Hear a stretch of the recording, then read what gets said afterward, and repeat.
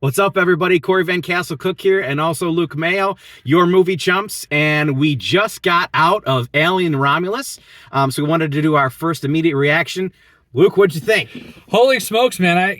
Edge of your seat is kind of a cliche at this point, but we were both locked in for the last 2 hours of the film. Like, other than the last first 90 minutes? The first 15 minutes, look, you get a lot of character intro. I'm kind of waiting for it to rock and roll, but once it does, we were both strapped in.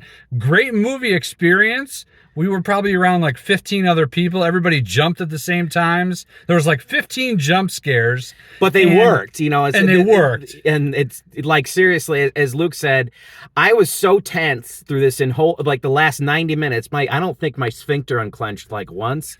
Like Fede Alvarez was able to bring back the horror, I think, of Alien. And I think also, and we'll talk about this when we do our podcast tomorrow, but if you're going to do, with a franchise that's like 9 deep at this point, you got to do something different. He did something different. He made us care about the characters. It's also like a lot of great genre fiction talking about something else, I feel. Specifically when it comes to AI and people feeling like they're cogs in the machine of the corporate world, blah, blah, blah. So that was interesting too.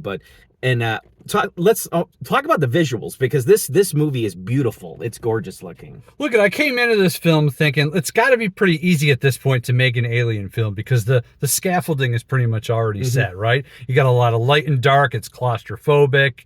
It's you don't know what's around every corner. Even just like where the camera is put, where Fede decides to put the camera, it's got you really like tensed up, right? It's intense. But in terms of the visuals, a lot of the space shots, you get a lot of like, look, it's hard to light a film like this. Yeah. And they light it pretty damn well to the point where you know what's going on. But then when you get some of these like big, wide, dynamic shots outside the spaceship, it really makes you feel like you're in space. I think that's a tough thing to do. Especially to me, it's amazing because this is an $80 million budget. And listen, we've both seen $300 million films that look like absolute dog shit compared to this freaking movie. Absolutely. Because it was, and a great score by Benjamin Wallfish.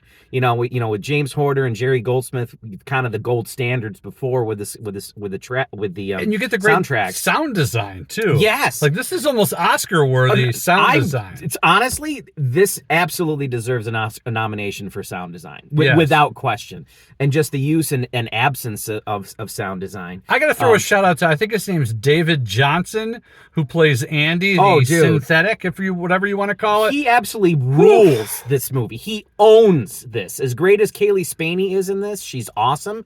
He is like, I was blown away. I have no idea who this guy is. I hope his star is on the rise and he gets every fucking film, because I'm telling you right now, he made this movie for me. The synthetics always steal the show, right? Even Rook and then Bishop. Yep. And then, what's his name? Fassbender. Right. Rocking and rolling for 2 straight movies. David and Walter there, yeah. Yeah, so this is a lot to like here.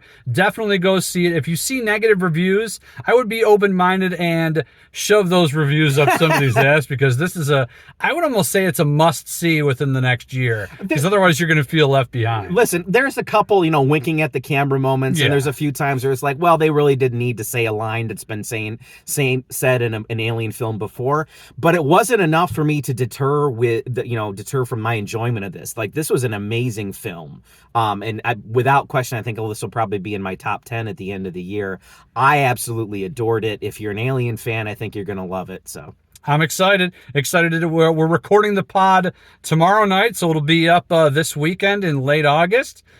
Signing off here live at Tinseltown. Corey Cook, that son of a bitch right there, and me, Luke Mayo, Movie Chumps, our first TikTok video. Yeah. Woohoo! Many more.